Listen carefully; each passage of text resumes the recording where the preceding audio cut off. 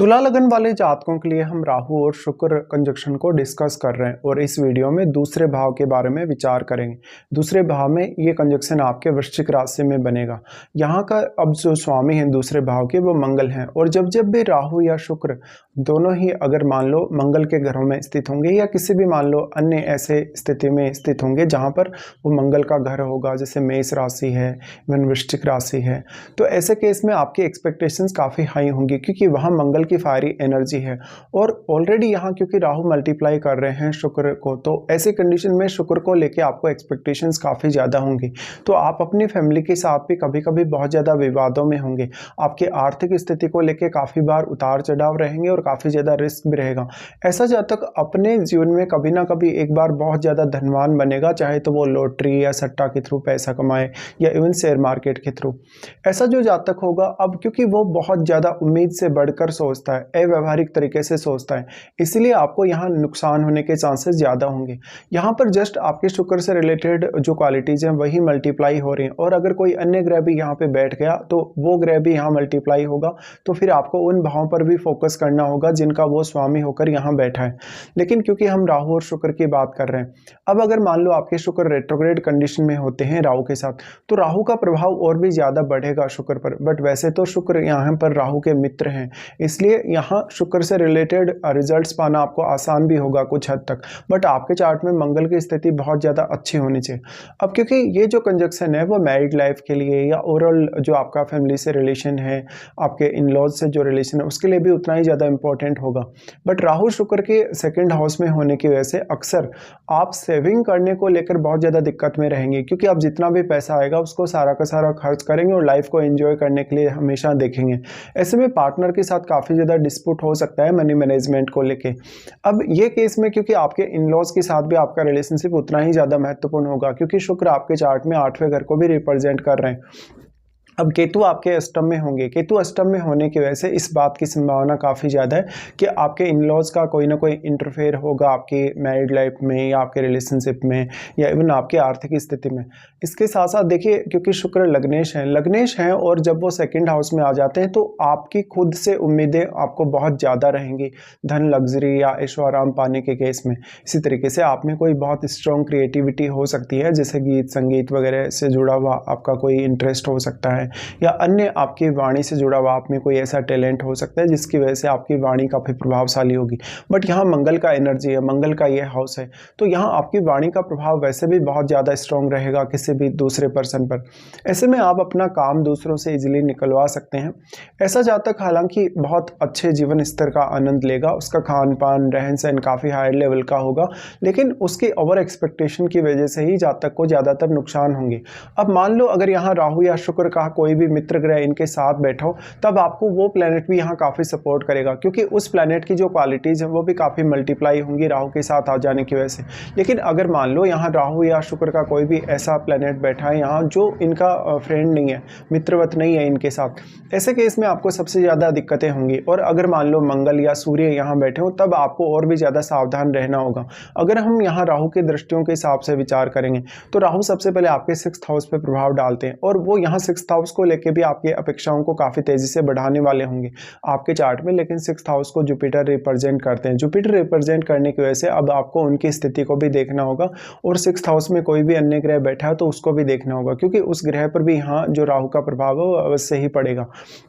राहु का प्रभाव 6th house पर होने से अब आपका जो कैरियर है उसमें राहु आपको काफ़ी सपोर्ट कर सकते हैं, आपकी डेली लाइफ में काफ़ी सपोर्ट कर सकते हैं। आर्थिक रूप से कोई भी आप निर्णय लेने जा रहे हैं बहुत बड़ा या कोई बहुत बड़े रिस्क लेने जा रहे हैं, आप लोन वगैरह लेने जा रहे हैं या अन्य कोई भी ऐसा मैटर है आपकी लाइफ में, तो यहाँ राहु का ऑब्सेशन आपके काफ़ी काम आएगा। तो वो आपका काम होगा जो काफ़ी तेज़ी से बनेगा। लेकिन यहाँ जो काम है आपका कंप्लीट होने के बाद, जैसे कहीं से आपको लोन लेना है तो लोन लेने के बाद की स्थितियों को आप कैसे संभालते हैं ये आपके लिए काफ़ी इंटरेस्टिंग होगा। इसके साथ साथ अगर आप पब्लिक डीलिंग में आते हैं किसी भी तरीके से तो आपको काफ़ी ज़्यादा परेशानी का सामना करना पड़ेगा। यहाँ पे आपके व्यवहार को लेके कभी कभी बहुत ज़्यादा दिक्कतें होंगी क्योंकि राहु जस्ट यहाँ जो आपका भाव है यानी जो स्कॉर्पियो साइन की जो क्वालिटीज़ हैं उनको भी काफ़ी मल्टीप्लाई कर रहे हैं, इसलिए आप हमेशा लगभग दूसरों पर हावी होने के लिए विचार करेंगे या आपकी वाणी से ऐसा लगेगा जैसे आप दूसरों पर हावी होना चाहते हैं या दूसरों को कहीं ना कहीं रूल कर रहे हैं। आपके चार्ट में अब क्योंकि शुक्र अष्टम के स्वामी, बट अष्टम में आपके केतु बैठे इसलिए आप अष्टम भाव से कोई बहुत बड़ी एक्सपेक्टेशन नहीं रख सकते। केतु को जितना भी एनर्जी यहाँ अष्टम भाव में मिल रहा है वो सारा का सारा एनर्जी यहाँ एब्जॉर्ब कर रहे हैं, और केतु के साथ अगर कोई प्लैनेट यहाँ बैठा भी है तो वो प्लैनेट भी काफ़ी ज़्यादा कमज़ोर होता जा रहा है, क्योंकि उसकी क्वालिटीज़ को भी केतु एब्जॉर्ब कर रहे हैं। इसलिए वो प्लैनेट आपके चार्ट में जिन जिन भावों का स्वामी होगा या वो अपनी दृष्टि से जिन भावों को प्रभावित कर रहा है, उन भावों से जुड़े हुए निर्णयों के लिए आपको काफ़ी सावधानी रखनी चाहिए। आपके वो निर्णय गलत हो सकते हैं या उन भावों से डील करना आपके लिए उतना आसान नहीं होगा। तो हम ये भी बोल सकते हैं कि केतु के साथ आपका अष्टम में जो प्लैनेट है, उस प्लैनेट विशेष से रिलेटेड आप अपना कोई भी काम करना चाहते हैं या कोई भी निर्णय लेना चाहते हैं तो वहाँ पर आपका एफर्ट आपको बढ़ाना पड़ेगा या आपकी कार्य क्षमता आपको बढ़ानी पड़ेगी। इसके साथ साथ आपके रिलेशनशिप वाइज भी यहाँ केतु उतनी अच्छी स्थिति में नहीं है, क्योंकि जब भी आपका मैरिज होगा, मैरिज के बाद आप अपने पार्टनर से या उनकी फैमिली से हमेशा लगभग नाखुश से नजर आएंगे। ऐसे में आप किसी और के साथ इन्वॉल्व हो सकते हैं, इवन किसी और अदर रिलेशनशिप में हो सकते हैं, और वो रिलेशनशिप आपका काफ़ी ज़्यादा हिडन रहेगा। इसके साथ साथ आप काफ़ी ज़्यादा चालाक होंगे, चतुर होंगे, और कभी कभी आपके आर्थिक स्थिति को लेके वास्तव में लोगों को बहुत ज़्यादा जानकारी नहीं होगी। आपके पास बहुत सारे ऐसे इनकम सोर्सेज हो सकते हैं जो काफ़ी हिडन हैं, जो काफ़ी छुपे हुए हैं और जो लोगों के सामने नहीं आते। लेकिन इस केस में जहाँ तक धनवान होगा तो भी वो ज़्यादातर अपना शो ऑफ नहीं करना चाहेगा कभी कभी। बट अगर मान लो आपका मंगल स्ट्रॉन्ग है और अगर शुक्र रेट्रोग्रेड नहीं है, तब आप हमेशा शो ऑफ करने की स्थिति में होंगे। अब केतु यहाँ जो बैठे हैं, हालांकि राहु का प्रभाव केतु पर है, बट राहु एक सीमा तक ही केतु पर अपना प्रभाव डाल सकते हैं, क्योंकि इन दोनों के मध्य 180 डिग्री का एंगल है। इसलिए आपको देखना होगा कि यहाँ कोई भी अन्य ग्रह का आपके अष्टम भाव पे प्रभाव है या नहीं। शुक्र का प्रभाव यहाँ थोड़ा ज़्यादा रहेगा राहु की तुलना में, क्योंकि शुक्र की क्वालिटीज़ काफ़ी ज़्यादा मल्टीप्लाई हुई हैं, तो शुक्र इतने ज़्यादा सक्षम है कि वो अष्टम भाव को काफ़ी स्ट्रांगली प्रभावित करें। तो इस केस में शुक्र का प्रभाव हमेशा आपको ज़्यादा ही देखने को मिलेगा। अब क्योंकि जो अष्टम भाव है वो शुक्र का ही है, ऐसे में शुक्र कुछ हद तक इस स्थिति में होंगे कि वो आपको अष्टम भाव से गेन करवा सकें। बट मान लो शुक्र अगर स्वयं रेट्रोग्रेड कंडीशन में बैठे होंगे राहु के साथ, तब आपको उतना फायदा अष्टम भाव से नहीं मिलेगा। तो इसीलिए आपको अष्टम भाव से कोई बहुत बड़ी अपेक्षा अपने जीवन में नहीं रखनी चाहिए। तो जो भी आपको बड़े चेंजेस लाने होंगे अपनी लाइफ में, जो भी ट्रांसफॉर्मेशंस आएंगी, अब वो आपके स्वयं के एफर्ट के थ्रू ही आनी पॉसिबल है।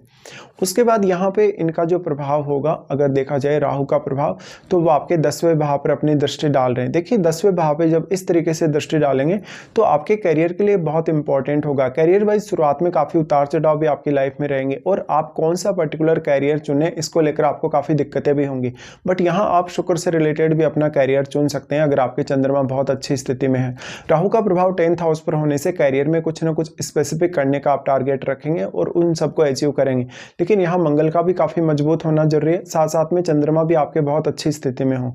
इसके अलावा आपके 10th हाउस में बैठे हुए प्लैनेट को देखिएगा। 10th हाउस में बैठा हुआ जो प्लैनेट होगा, भले ही वो चंद्रमा है चाहे कोई भी अन्य ग्रह है, वो आपके कैरियर वाइज आपको काफ़ी सपोर्ट करता हुआ दिखेगा। अगर मान लो यहाँ राहु का कोई मित्र ग्रह बैठे आपके 10th हाउस में, तब आपके कैरियर में राइज होने की संभावनाएं उतनी ज़्यादा प्रबल होंगी। इसके साथ साथ अब आपको इनकी महादशा का रोल देखना होगा, जैसे कि राहु की दशा अगर आपको है, इवन शुक्र की दशा आपको है, और वो दशाएं अगर आपको हैं तो वो कौन से एज पीरियड में आपको आने वाली, क्योंकि हर एज पीरियड के हिसाब से आप कुछ ज़्यादा करने में सक्षम हो सकते हैं उम्र बढ़ने के साथ।